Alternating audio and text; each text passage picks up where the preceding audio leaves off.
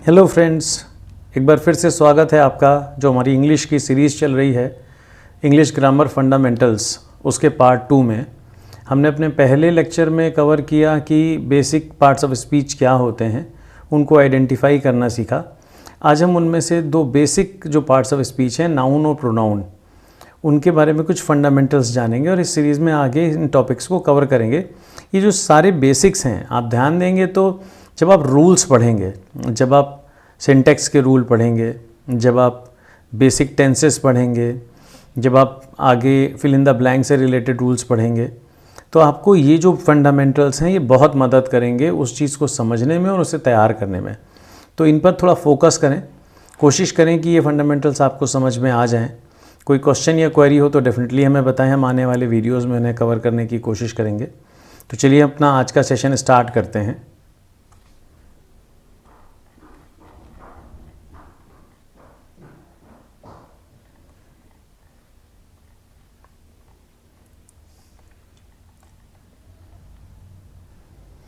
आज हम पहले बात करने जा रहे हैं नाउन्स की।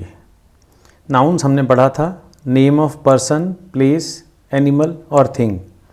तो हमने यहाँ 3 हेड्स में उसे क्लासीफाई किया है। पर्सन, आप देखिए डिफरेंट नेम हैं, या तो कलेक्टिव हैं या स्पेसिफिक हैं, प्रॉपर हैं।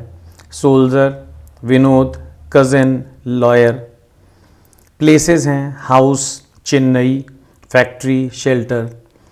थिंग्स को हमने 2 तरह से कवर किया है, ऑब्जेक्ट्स और animals. Table, London bridge, nitrogen, month, inch. Animals में रैट, शार्क, मिकी। इसके अलावा जो फीलिंग्स या आइडियाज़ होते हैं या स्टेट्स होती हैं वो भी कवर होती हैं नाउन की डेफिनेशन में, जैसे confusion, kindness, sadness, faith, theory of relativity, Joy. ये जो स्टेट्स या फीलिंग्स हैं ये भी नाउन में आती हैं। तो बेसिक ये नाउन की डेफिनेशन है और उसके कुछ एग्जाम्पल्स हैं। चलिए अब हम कोशिश करते हैं कि कुछ नाउन्स को आइडेंटिफाई करें। बालकनी एक प्लेस है, डेफिनेटली नाउन है। स्टॉप वर्ब है, नाउन नहीं है। अंडर एक प्रीपोजिशन है। डू एक हेल्पिंग वर्ब है। येलो एक कलर है, नेम है, नाउन है। गर्ल्स एक नाउन है। कृष्णा एक नाम है, नाउन है। देम एक प्रोनाउन है। सैडनेस एक स्टेट है तो नाउन है। स्मोक धुआं है, किसी चीज़ को रिप्रेजेंट कर रहा है, नाउन है। काइट एक उड़ने वाली चीज़ है, डेफिनेटली नाउन है। और आउल एक एनिमल का नाम है तो नाउन है। अब नाउन को उसकी करैक्टरिस्टिक्स के थ्रू पहचानते हैं, ये बहुत ज़रूरी है। बेसिक 2 करैक्टरिस्टिक्स होती हैं किसी नाउन की, एक नंबर, सिंगुलर और प्लूरल। बॉय या बॉयज़, नाउन्स को 2 तरह से रिप्रेजेंट किया जाता है, गर्ल या गर्ल्स। तो बेसिक नाउन की पहली करैक्टरिस्टिक है नंबर और दूसरी है उसका जेंडर। 4 तरह के जेंडर्स के रूप में रिप्रेजेंट किया जाता है, मैस्कुलिन, फेमिनाइन, कॉमन और neutral gender. Masculine rat, feminine mice, common crowd और न्यूटर पेंसिल। तो ये एग्जाम्पल हैं और आप देखिए नाउन्स को इन 2 फॉर्मेट में 2 करैक्टरिस्टिक्स के साथ आइडेंटिफाई किया जाता है। जो और कुछ टाइप ऑफ नाउन रिप्रेजेंट किए जाते हैं, कॉमन नाउन आपने देख लिया।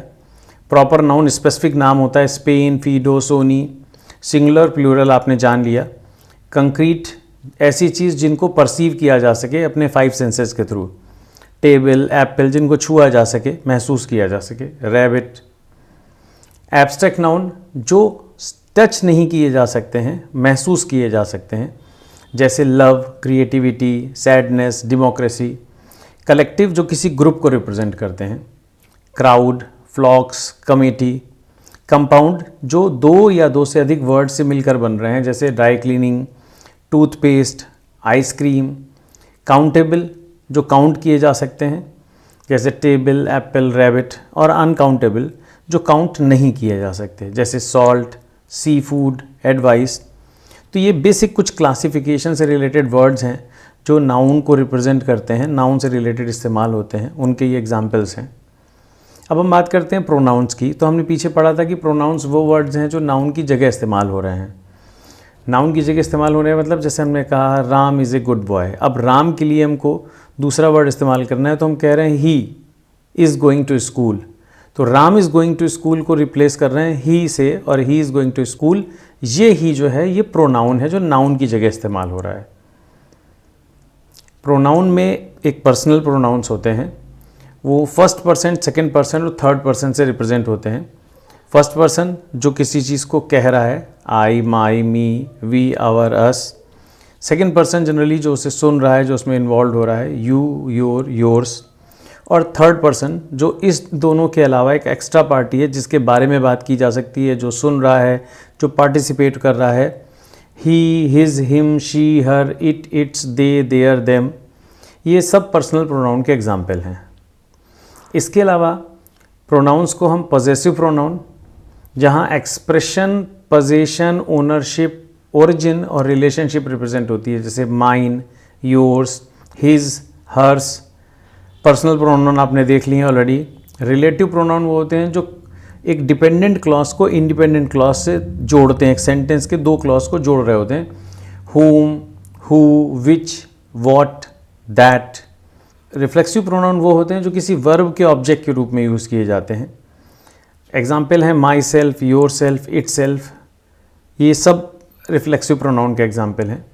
इसी तरह के वर्ड्स इंटेंसिव प्रोनाउन भी कहलाते हैं, जहाँ पर they refers to the subject in order to add emphasis identical to the appearance of reflexive pronoun.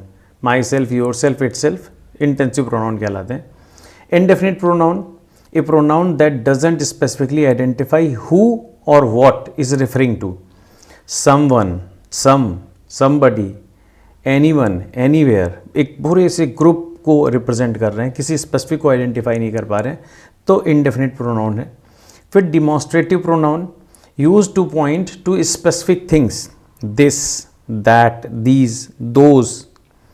Interrogative pronoun, जहाँ पर क्वेश्चन वर्ड्स को प्रोनाउन के रूप में इस्तेमाल कर रहे हैं, who, whom, what, which।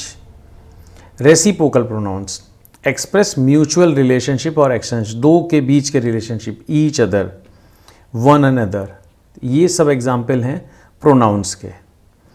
उम्मीद है कि ये फंडामेंटल आपको समझ में आए होंगे। इस सीरीज़ को हम कंटिन्यू रखेंगे और अपने जो बाकी पार्ट्स ऑफ स्पीच थे उनके बारे में भी अभी कंटेंट लेकर के आएंगे। अगर आपके कोई क्वेश्चंस हो, क्वेरीज़ हों, तो आप हमें व्हाट्सएप कर सकते हैं या हमारी मेल पे भेज सकते हैं। हमारे साथ जुड़े रहें, हमारे वीडियोस को लाइक और सब्सक्राइब करें। यूट्यूब, इंस्टाग्राम और फेसबुक पर हमारे साथ जुड़ें। उम्मीद करते हैं कि आपको कंटेंट अच्छे लग रहे होंगे और हम आने वाले वीडियोस में आपकी और परेशानियों को कम करके अच्छी एग्जामिनेशन की प्रिपरेशन के साथ कंपटीशन में सक्सेस में आपके लिए हेल्पफुल कंटेंट लेकर आएंगे। Thank you very much.